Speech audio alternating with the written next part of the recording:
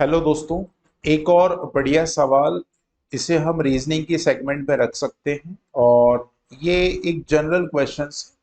आइए इसको ट्राई करते हैं। ए की आयु में बी से बड़ा है, राइट। ए की जो आयु है वो बी से बड़ा है, हम ऐसे बोल सकते हैं A is older than B. English में थोड़ा सा ज्यादा बेटर समझ आ जाएगा, तो आप इंग्लिश भी रीड कर सकते हो। ऐसा नहीं कि आप हिंदी मीडियम के हैं तो आप सिर्फ हिंदी के पीछे पड़ जाएं, बाकी कोई मतलब नहीं है, राइट। तो पहला स्टेटमेंट बोल रहा है कि ए बड़ा है बी से, हम ऐसा लिख लेते हैं इसको। फिर बोलता है C and D are the same as.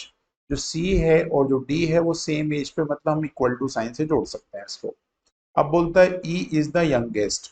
अब देखो, ई जो है वो सबसे छोटा है, राइट। ये सबसे छोटा है, यंगेस्ट लिखा हुआ है, यंगर नहीं लिखा हुआ, यंगेस्ट लिखा हुआ है, राइट। तो आप ये चीज ध्यान रख लें, ठीक है, यंगेस्ट है। अब F is the younger than D. तो एफ जो है वो यंगर है। यंगर का मतलब छोटा होता है, लेकिन किससे छोटा है? तो वो डी से छोटा है, राइट। तो यहाँ पे डी बड़ा हो जाएगा, ई छोटा हो जाएगा। ठीक है, हम इसको ऐसे डिनोट कर सकते हैं।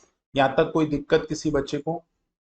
आगे चलते हैं। एफ इज ओल्डर देन ए। तो एफ जो है वो बड़ा है, किससे बड़ा है सर? ए से। अब बिल्कुल ध्यान से देखना, हमने सारी चीजों को थोड़ा सा मैथमेटिकल ऑपरेशन में लिख लिया है।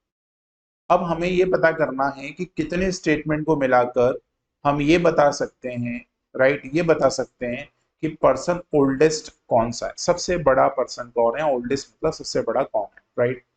तो अभी मेरे हिसाब से ये अलग अलग जो स्टेटमेंट लिखे हैं इससे तो जवाब नहीं मिल सकता। लेकिन यदि मैं ये वाला स्टेटमेंट इस वाले से रिलेट करूं, C is equal to D, और D जो है वो बड़ा है F से, तो इसके आगे मैं F लगा सकता हूं। और F बड़ा है A से, तो इससे बड़ा हम A लगा सकते हैं। अब आप सबको एक स्टेटमेंट ये भी पता है कि E सबसे यंगेस्ट है, मतलब E सबसे लास्ट में बिठाना चाहिए। अब मेरे पास रह गया A और B की क्या पोजीशन है दोस्त।